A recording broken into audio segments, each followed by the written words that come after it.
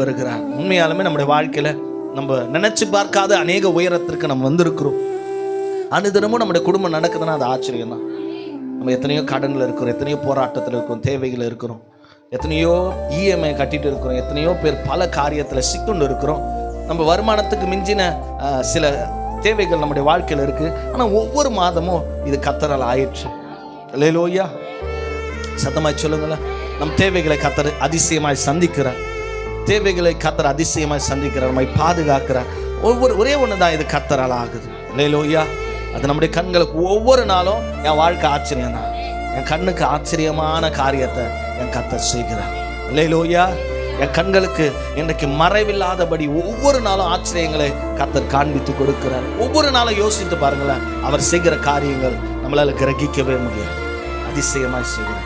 அல்லேலூயா, நான் சொல்லுகிறேன், இந்த மாதம் சில ஆச்சரியத்தை நீங்கள் பார்ப்பீங்க. ஒரு ஆமீன்.